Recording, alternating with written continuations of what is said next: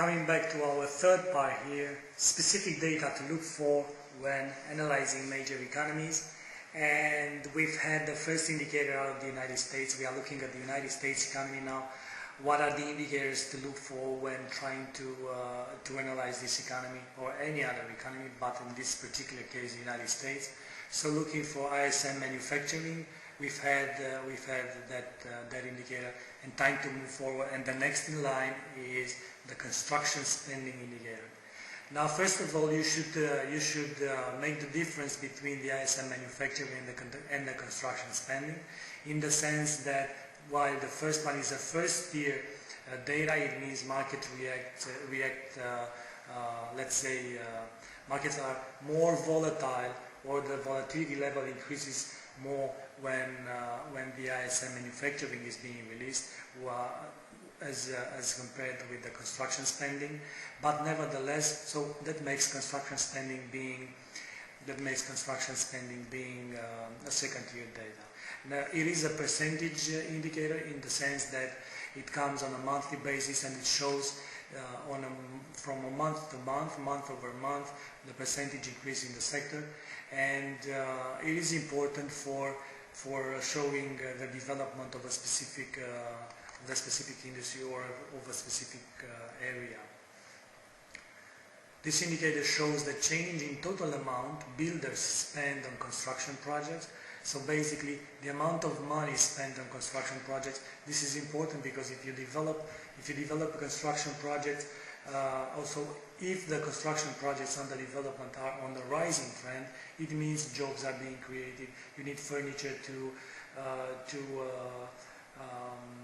put in those apartments or in those commercial projects, real estate. It depends very much what the project is.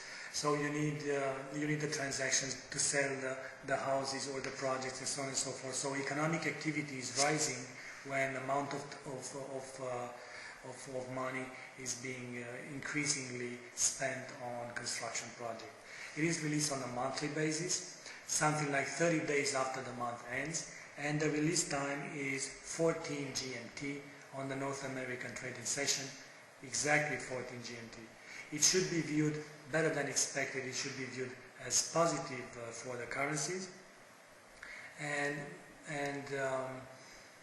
this should be taken with a grain of salt, in the sense that under new normal, with these central banks intervening all over the world with the quantitative easing programs that are being run by major central banks, better than expected data out of the United States usually is associated with risk-on moves. Now, risk-on moves, under the risk-on move, you have the euro dollar, for example, the Australian dollar, cable, Aussie moving in the same direction to the upside, equities moving to the same direction to the upside, and the US dollar, Canadian dollar moving to the downside. This is the definition of a risk-on.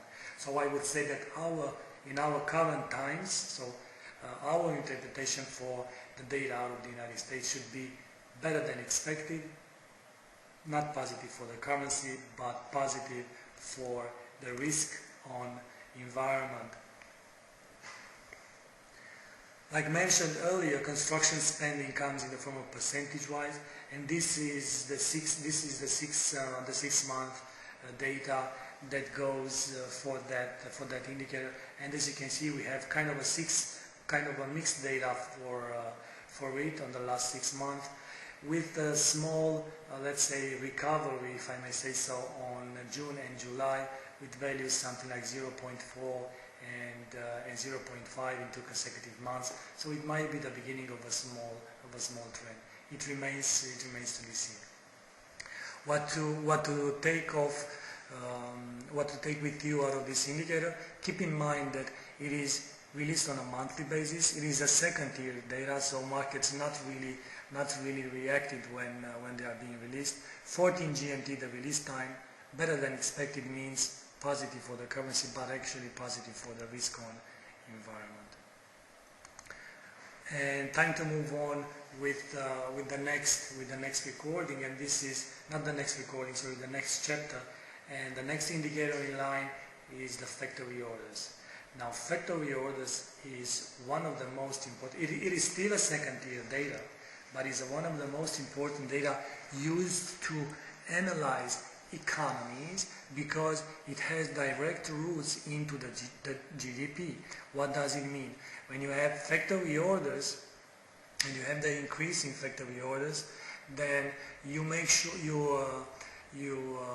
or traders should expect that manager will increase the level of activity in order to fill those new orders. So the pickup in level of activity should mean pick up in the jobs numbers, so taxes are going to be paid, jobs are going to be increased, the whole region is going to expand, consumption will rise as well.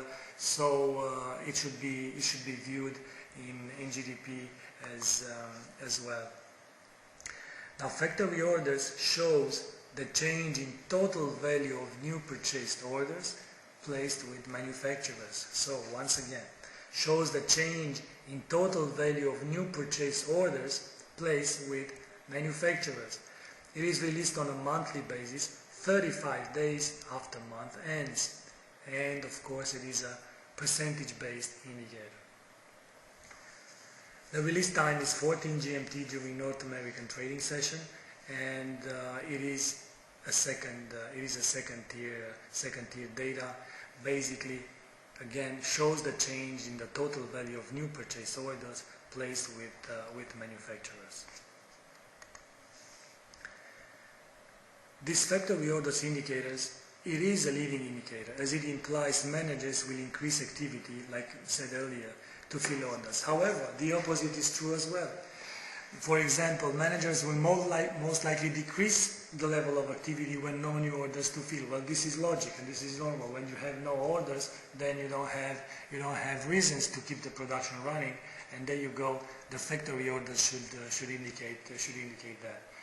And while this is a second tier data, it should be taken into consideration because a value, let's say, higher than expectation, but way higher than expectation. Sometimes you have increases in these factory orders with tens of percentages, signals economy picking up, or signals, let's say, if in recession, signals a small period of growth to come, so a little bit of the breathing for the industry, and vice versa is true as well. When you are being in an expanding economy, in a boom economy, and all of a sudden you have factory orders dropping fast, then it's your first signal that something is wrong. Either the economy is overheating, or either the economy is getting ahead of itself and it needs some corrections to come. Now on the next recording we'll keep looking at we'll keep discuss factory orders. We'll look at the past data from the last 6 months to see how it is to be interpreted, and then we'll move forward. So we've seen so far in the United States the ISM manufacturing, we've seen the construction spending and factory orders, with the last two being second tier data when compared to ISM manufacturing, which is a first tier data. First tier and second tier means volatility most likely to be high on the ISM releases, and to be not that high, if I may say so, not to say low, but not that high when these two releases are coming to the market. So stay tuned, please, for the next recording.